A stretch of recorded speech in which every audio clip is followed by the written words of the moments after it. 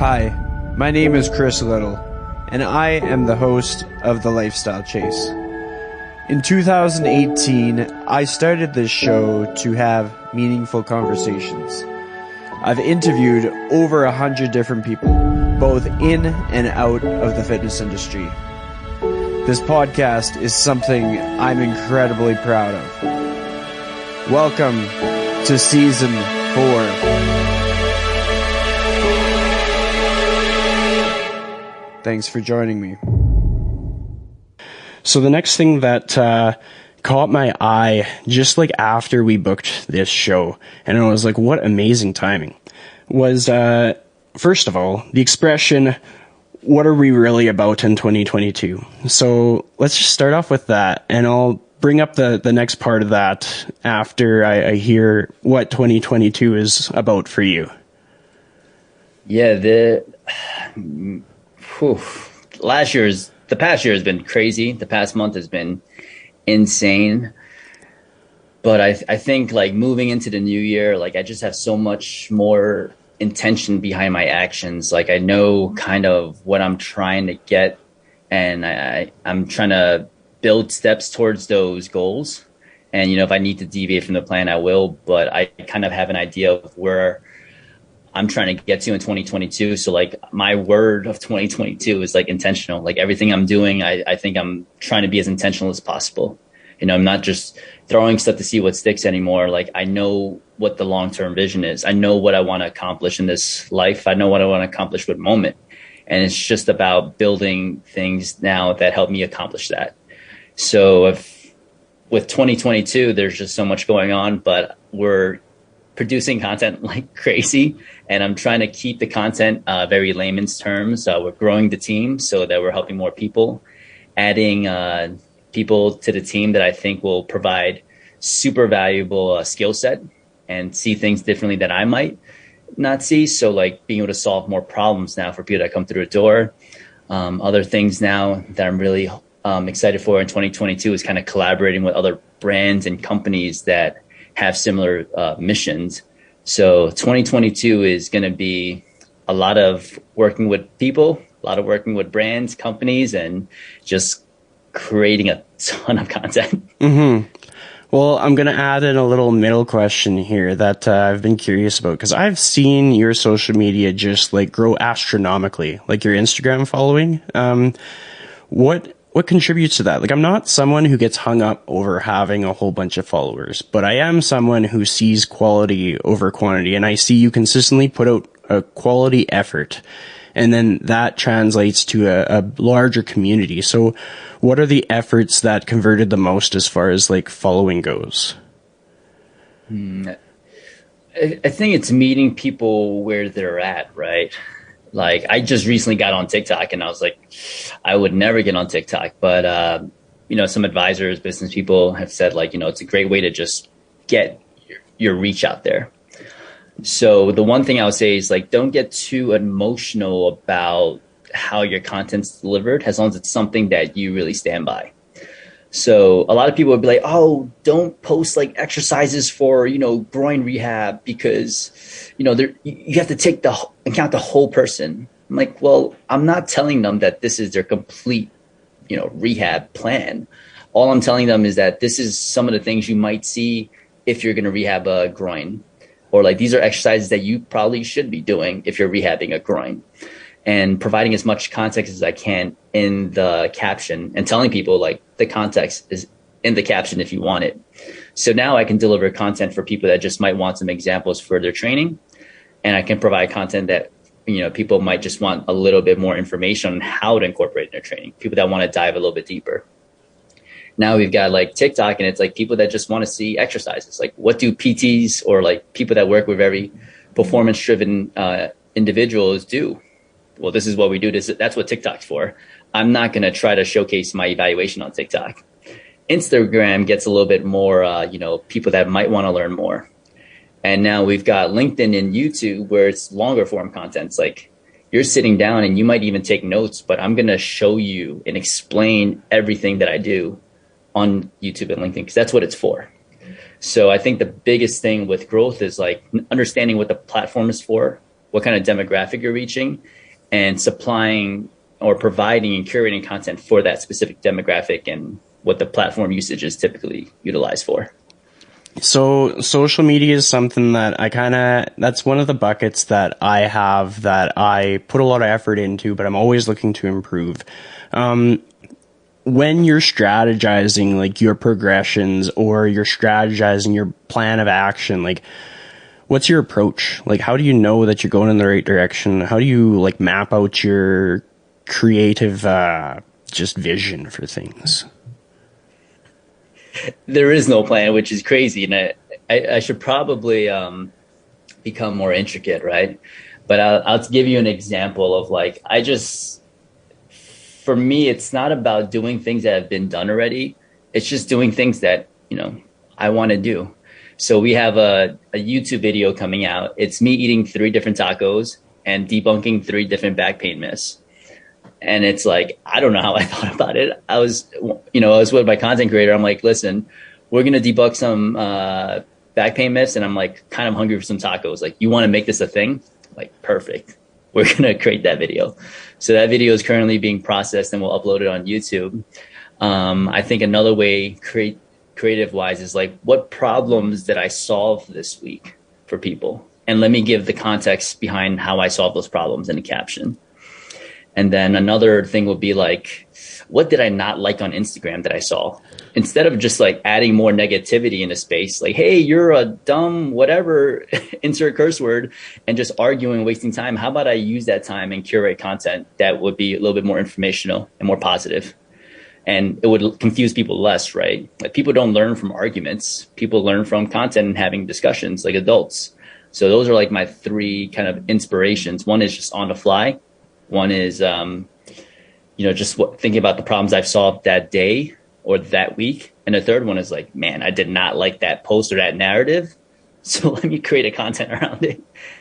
Yeah, I mean, your reaction, like that third piece, just seeing something that you don't like and just like using that to inspire your positive reaction, I guess, is more people need to do it. Like, to be honest, we have opportunities every day to show up to what we're passionate about and to lead by example that sometimes we don't take because we're too like butthurt and we have to like bring somebody else down to the level that we've dropped to. So I hope that people aspiring to be better see that there's inspiration to be taken even from things that frustrate us.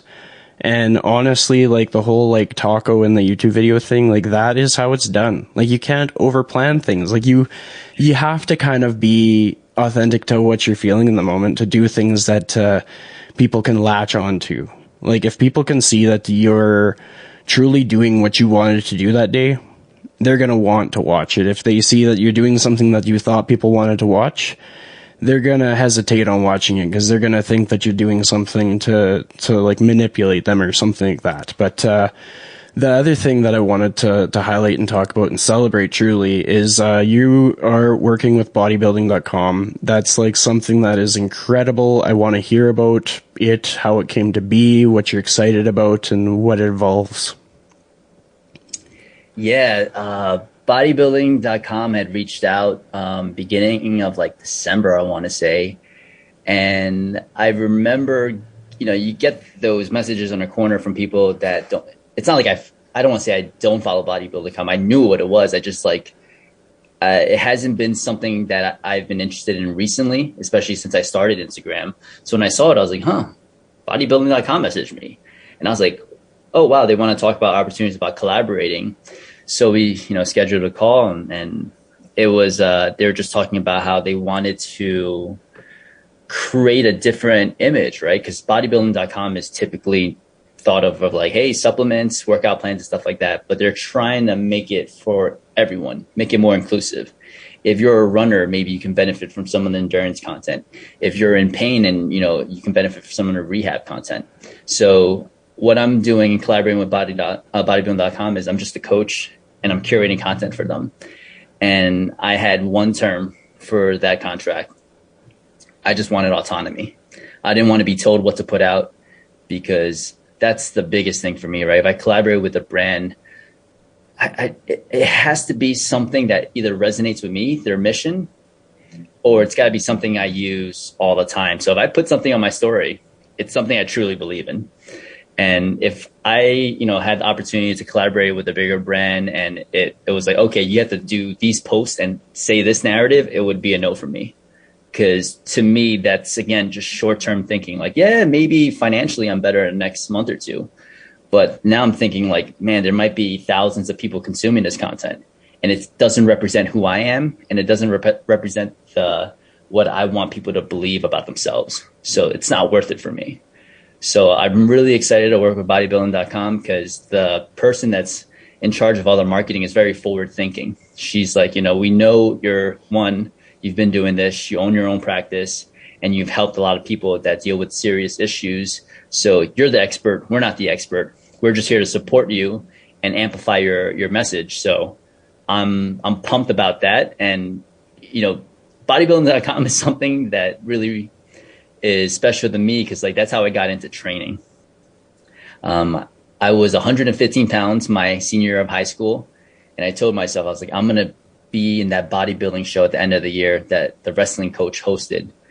And I used all the templates, the articles I read, bought supplements from bodybuilder.com. And, I bulked up to 145 pounds and I stepped on stage and posing and doing all that stuff. So it was just a really cool moment. I messaged my little friend group I had. I'm like, dude, this is where we got our workouts in college. This is it. Well, I mean, it's huge. Honestly, when I was first getting certified to be a trainer, I would reference bodybuilding.com to look at different exercise selection and get some demo videos if I wanted to show a client what I was meaning. It's probably been something that's been influential in some capacity for a lot of people in the fitness industry.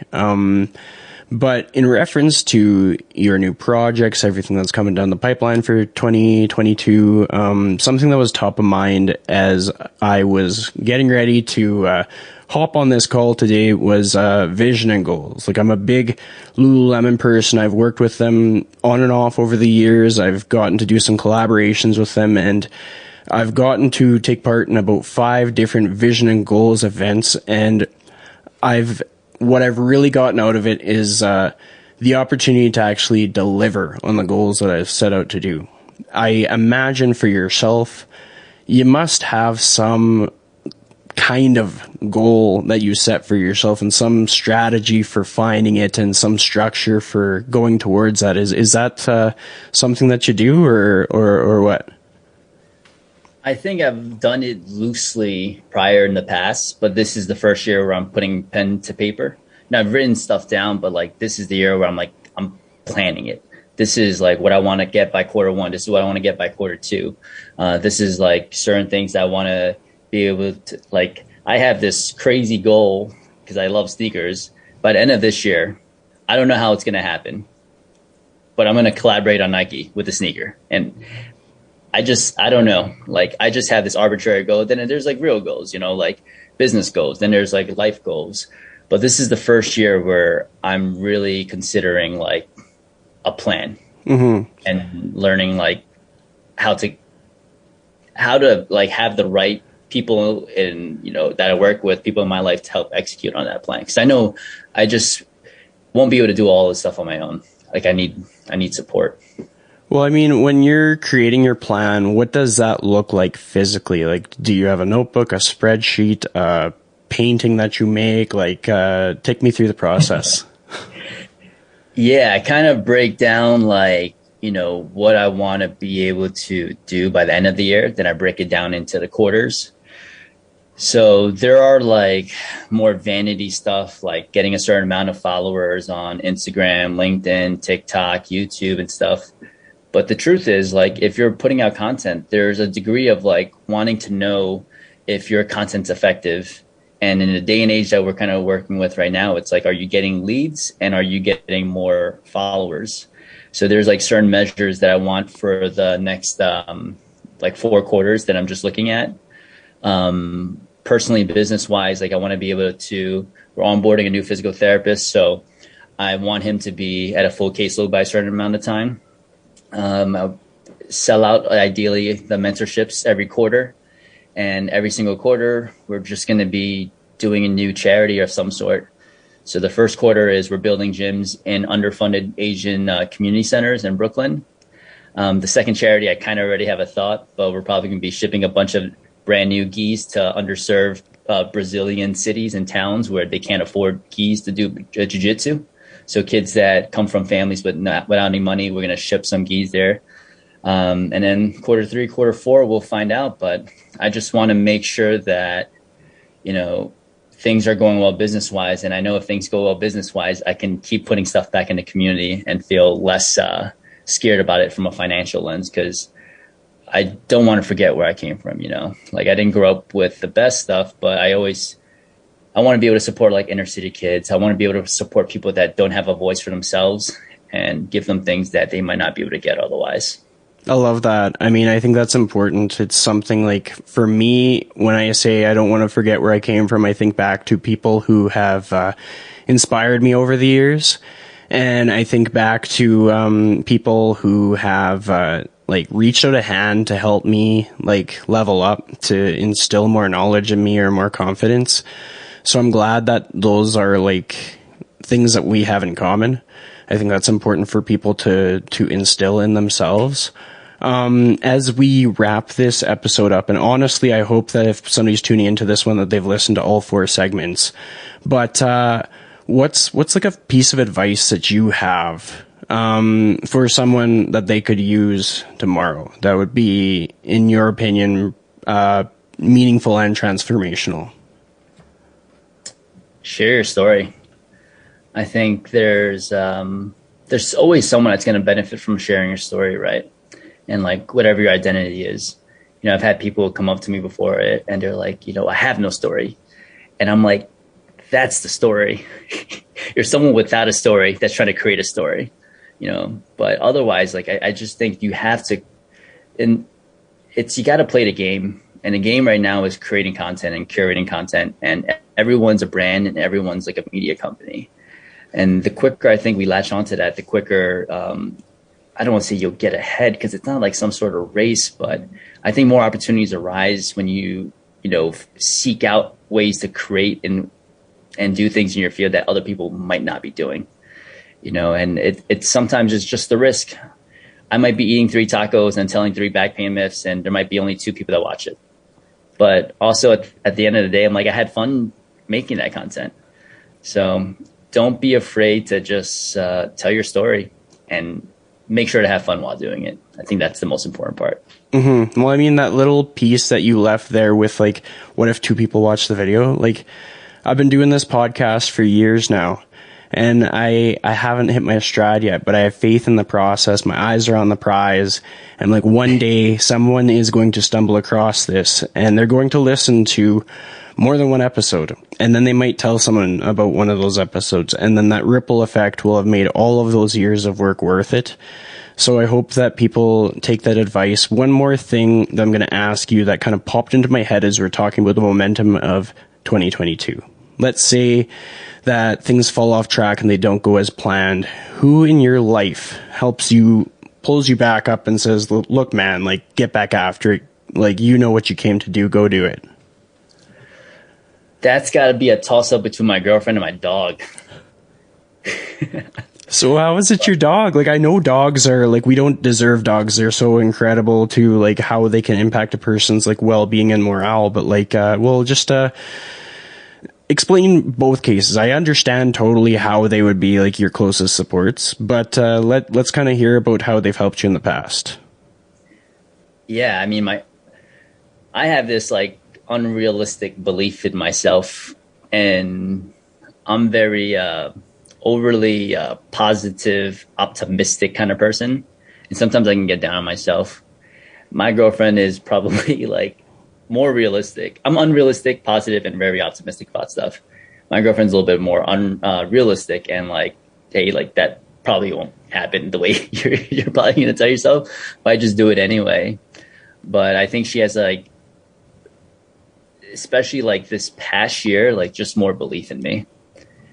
I'm that friend or that person that you know that has a new idea every day, and it almost like annoys you. But I think for the first time in my life, it's like I feel like I'm doing something that's bigger than myself. Like I'm not doing it just for me anymore, so I could, buy a new pair of sneakers or put myself in a better financial situation. Like to go back to the point of like maybe 2 people watch that taco video. If they watch that video, they feel better about their back pain and they decide to avoid surgery and they live better. That was way worth paying the content creator and doing that video. So I think, if anyone's going to pull me out of it, it's going to be probably my girlfriend. Like she's supporting me all the time and she knows I can be absolutely ridiculous sometimes in the things I want to do, but she's always there. And, in terms of my dog, like if you're a dog owner, like they can't talk to you as a human, but they could talk to you.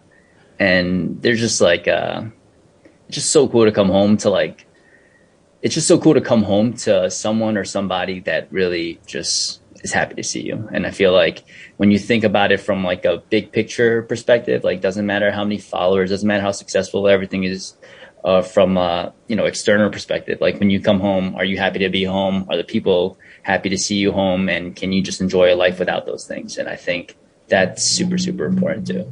I love that. And honestly, you're going to probably get some dog owner trainers crying with that little anecdote there. But to keep us on track for time and to be respectful of your time, how do you want people to find you? Like I'm going to have all your Instagram stuff attached. If they look on YouTube, your handle is going to be over your video feed there. But how do you want people to track you down? Yeah, I think the best way to kind of track me down would just kind of be through Instagram at Dr.AndyChen. You'll see what kind of coffee I'm drinking, what kind of beer I'm drinking, and food I'm eating, or just everyday kind of stuff. So that's where I typically am the most active. That's awesome. And I mean, like, there's been genuinely so many takeaways in this episode.